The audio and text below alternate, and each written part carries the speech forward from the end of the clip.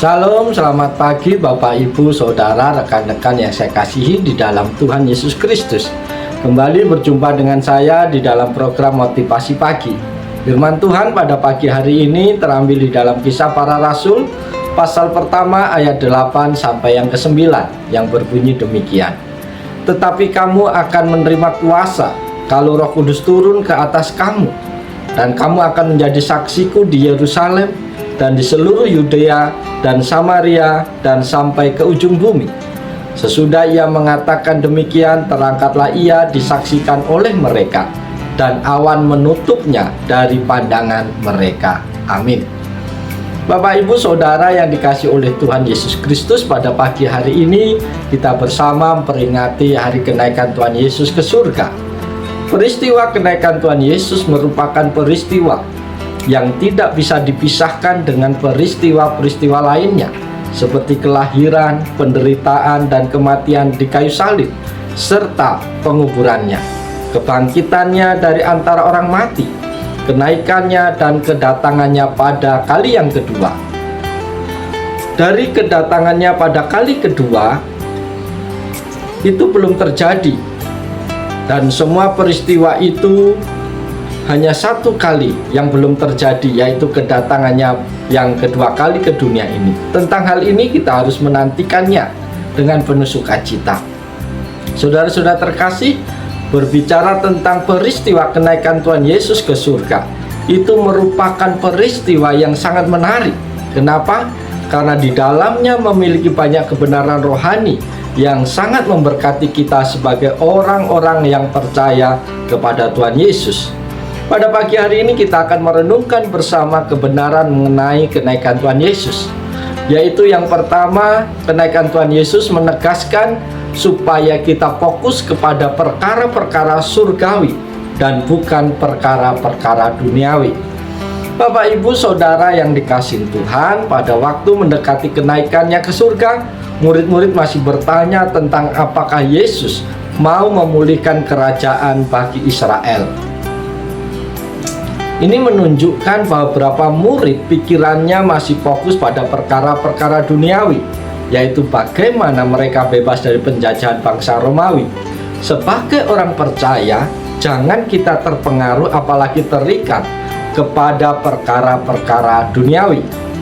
Tetapi Yesus kemudian mengarahkan pikiran mereka dari fokus kepada perkara duniawi kepada perkara surgawi. Bagi Yesus, bebas dari perbudakan dosa adalah jauh lebih penting daripada bebas dari perbudakan bangsa Romawi. Karena hidup dalam perbudakan dosa berdampak sampai pada kekekalan, tetapi perbudakan duniawi sifatnya tidak kekal. Saudara-saudara terkasih, kalaupun miskin secara materi, itu hanya di bumi dan sifatnya sementara. Kalau sakit secara fisik, itu hanya di bumi, sifatnya hanya sementara. Tetapi yang terpenting sudah tidak diperbudak dosa lagi, maka ketika meninggalkan dunia ini akan masuk ke surga. Di surga tidak ada lagi penyakit, kemiskinan, kesusahan, dan lain-lain. Yang ada hanyalah sukacita bersama Tuhan.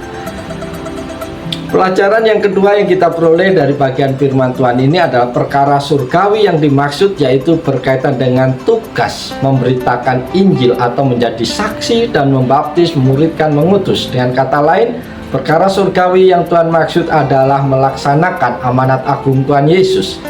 Bapak, Ibu yang diberkatin Tuhan, Tuhan Yesus mau kita fokus dengan tugas pemberitaan Injil atau menjadi saksi dan membaptis, memuridkan, kemudian mengutus lagi.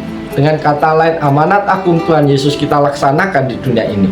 Kita tidak sekedar menjadi orang percaya setelah seorang perkenalkan Yesus bagi kita dan percaya, tetapi setelah kita dimuridkan, kita akan diutus oleh gereja untuk kembali pergi memberitakan Injil. Siklus ini seharusnya terjadi: pergi, dibaptis, dimuridkan, diutus. Saudara-saudara terkasih, sebagai orang percaya kita tidak boleh kehilangan gairah berkaitan dengan perkara surgawi ini. Semua berkat yang Tuhan berikan seharusnya menjadi sarana bagi kita untuk menolong kita untuk mewujudkan perkara surgawi ini. Dengan kata lain, bahwa segala sesuatu yang Tuhan percayakan dalam hidup kita, biarlah itu memperlancar pelaksanaan amanat agung di tengah-tengah kehidupan kita. Yang ketiga yang menjadi pelajaran bagi kita di pagi hari ini adalah Tuhan Yesus menegaskan bahwa Ia akan menyertai kita jika kita fokus pada perkara-perkara surgawi. Di dalam Matius 28 ayat 19 ayat 20 dikatakan bahwa jika kita memberitakan Injil, membaptiskan orang percaya, memuridkan dan mengutus, Yesus berjanji untuk menyertai kita. Bapak Ibu, penyertaan Tuhan Yesus akan dinyatakan secara ajaib. Itu di alam Paulus ketika ia memberitakan Injil, ada orang yang percaya, tapi setan juga tidak mau diam, tetapi Tuhan menyertai Paulus. Ketika kita melihat bagaimana Tuhan menyertai Paulus yang fokus pada perkara surgawi, ia pergi memberitakan Injil, memuridkan, dan kemudian mengutus lagi untuk memberitakan Injil. Itu sebabnya ada Timotius, Priscilla, dan Aquila, Titus, dan lain-lain. Saudara-saudara terkasih, sebagai kesimpulan dari peristiwa kenaikan Tuhan Yesus ke surga adalah jika kita fokus pada perkara surgawi, maka ada berkat yang kita akan nikmati di bumi ini semasa kita hidup, terutama mahkota yang akan kita terima ketika kita ada di surga. Bapak Ibu Saudara yang dikasihi oleh Tuhan Yesus Kristus, pagi hari ini kita bersyukur kepada Tuhan karena Tuhan boleh menyapa kita kembali melalui kebenaran firman-Nya. Biarlah sepanjang hari ini ketika kita merayakan perayaan atau memperingati peristiwa kenaikan Tuhan Yesus ke surga, biarlah kita semua digugah, dimotivasi oleh Tuhan untuk terus hidup dengan melaksanakan tugas amanat agung Yesus, sehingga banyak jiwa boleh datang kepada Tuhan. Oleh sebab itu, mari kita jalani seluruh kehidupan kita di pagi hari dengan penuh sukacita kepada Tuhan.